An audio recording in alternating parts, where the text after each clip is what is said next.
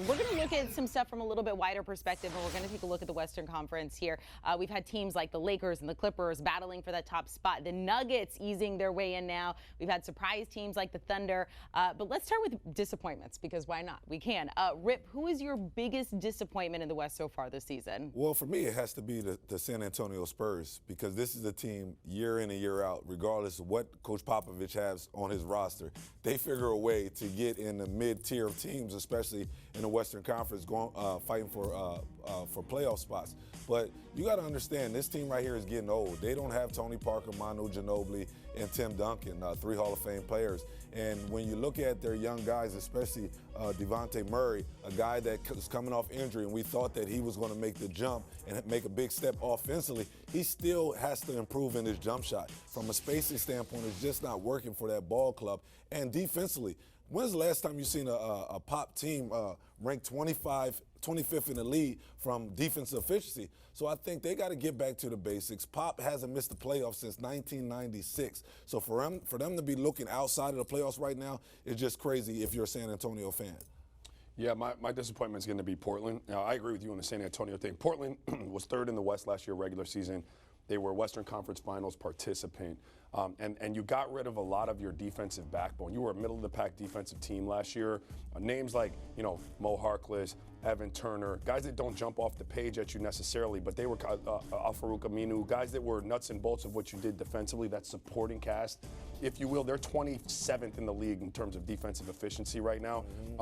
Ninth spot, trying to make some noise. The Damian Lillard injury won't help in that regard because every game counts. But they've got to be a disappointment, because you would have thought, after the breakout kind of playoffs for Damian Lillard and company last year, that they were going to be looking to take that next step, and falling out of the playoff race through half of a season, or just over half of a season, is a disappointment. All right, so Trailblazers and Spurs, biggest disappointments there in the West. Let's talk about the Denver Nuggets winning, 6 of their last 7 just before the All-Star break. They fell to the Lakers right before that, but still can't take away from their performance so far this season. So the question for the Nuggets, pretenders or contenders? You guys can pick who starts here. I love the Nuggets. Let me preface it with that. I think they're a great story. I feel like I know where this is going. They are very, very dangerous, and no one is going to want to play the Nuggets.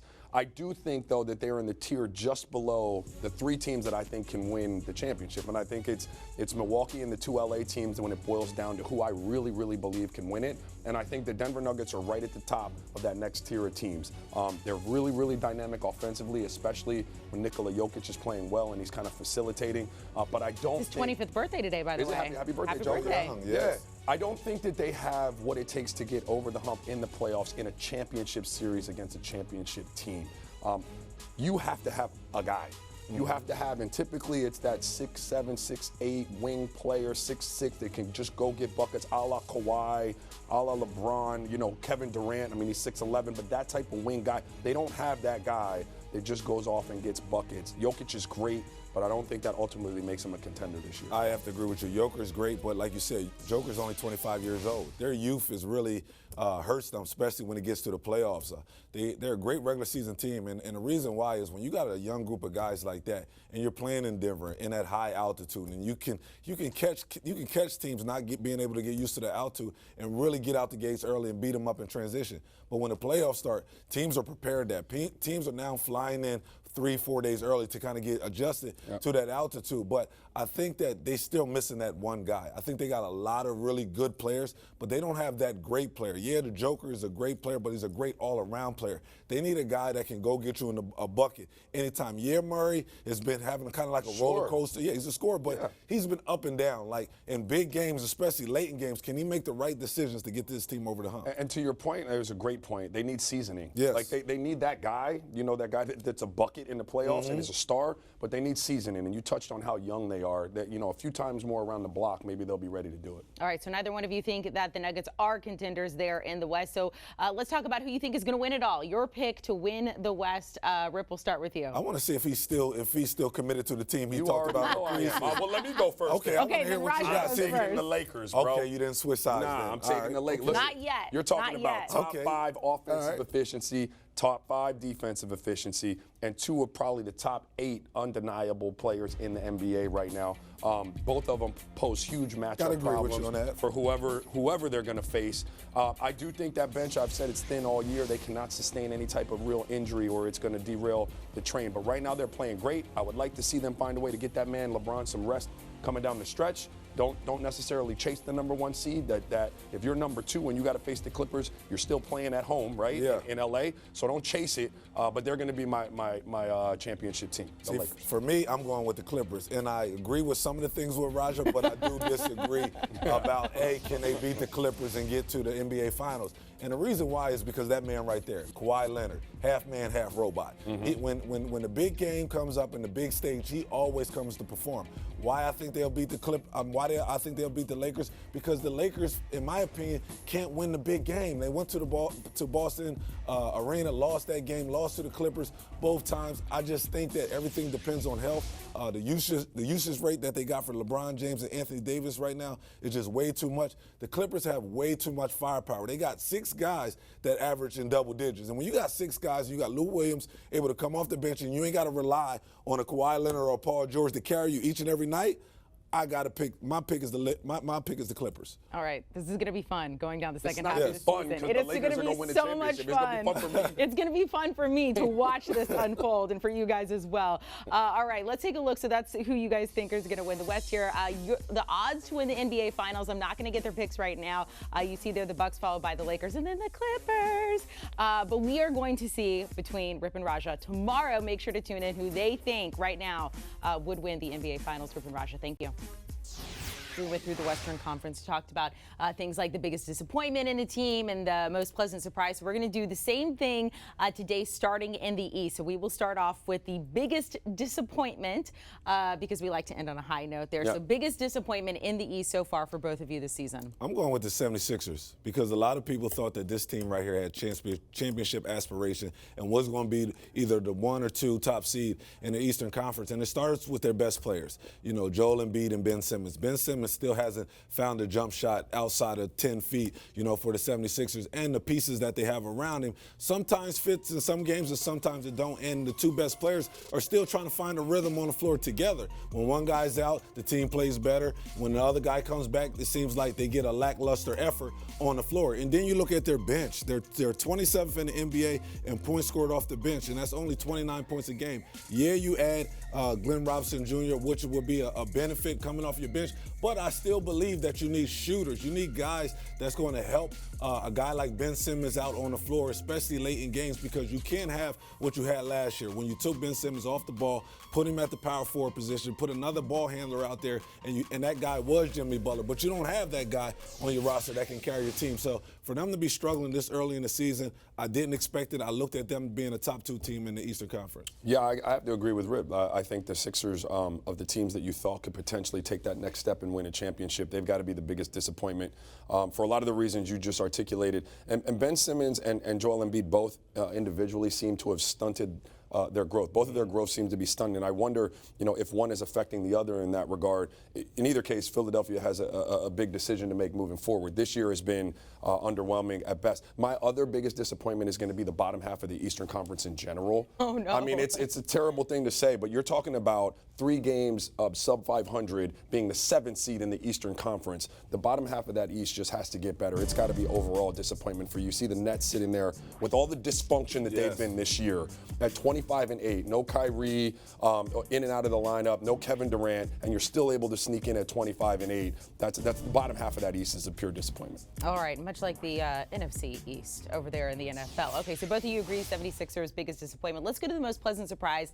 And you have 2 different teams, and I'm really excited that you have 2 different teams because both of them for me have been such a pleasant surprise. So give us your picks here the most. Well, for me, it's the Toronto Raptors. Yeah. I mean, nobody expected them to be number 2 in the Eastern Conference. I mean, when you have the departure of Kawhi Leonard, you didn't know if Pascal Siakam would make the jump, and he's made that jump. He went from a guy that was probably most improved player last year, and then now you got a guy that you're talking in the MVP race. He's been playing extraordinary basketball on both ends of the floor. Nick Nurse has done an excellent job getting these guys prepared each and every night from a defensive standpoint. Yeah, they had a lot of injuries, but anytime they had an injury, another guy stepped up. You got 6 guys in double digits on this roster right here, and they're prepared. They won last year, and I believe when Kawhi was there last year, it was kind of like the big brother thing and kind of gave him the confidence, and now big brother done left. Now the little brothers done grew up. Yeah, that's it. Look, they took me by surprise too. No one saw Toronto coming. Another team that did that for a lot of the same reasons would be the Miami Heat. Coach Spoelstra and company there have done a great job in plugging different people into that lineup, despite who's been injured and not really skipping a beat.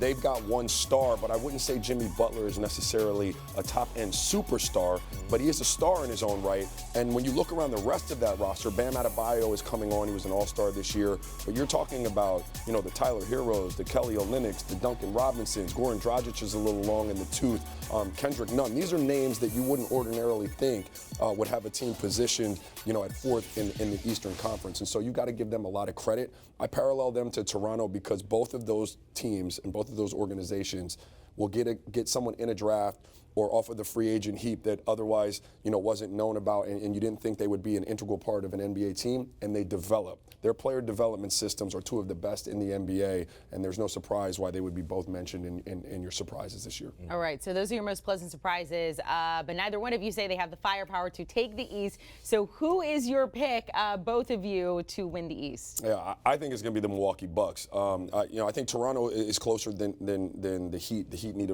some more seasoning on some of their players, but Milwaukee's been fantastic all year long. Giannis seems to be on a mission. He's doubling down on his MVP season from last year. I think some of the pieces that they replaced Malcolm Brogdon with have been good.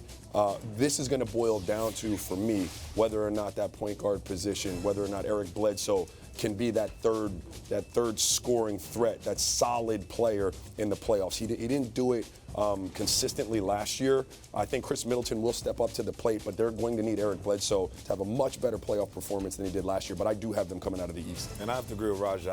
I got the Milwaukee Bucks, and the biggest reason why is because Kawhi Leonard went to the Western Conference, and if anybody could stop Giannis Antetokounmpo head up, it was him. But he's come out and really been aggressive all season long. He's a much improved jump shooter. He's extended his range all the way out to the three-point line. He got added help. You add another big in the Lopez brothers. So they've always done a great job from a rebounding standpoint. And then you add another guy, Wesley Matthews, that I thought and played against, who can play both sides of the ball, can defend, really knock down the three-point shot. But it's always going to come down to Giannis Antetokounmpo. And like you said, can Eric Bledsoe take the next step in the playoffs? We all know what he can do in the regular season, but he got to be the next guy after Chris Middleton to really perform in the big games. All right, we're going to get your pick to win it all here in just a second, but you mentioned Giannis. We got to talk about him.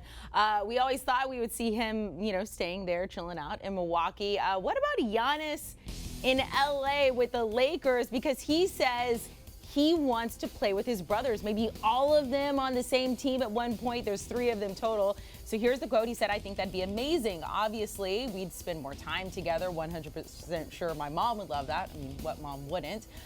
If we could end up on a team in Milwaukee, LA, whatever, that'd be awesome." So, people starting the little rumor mill here. What do you guys think about this?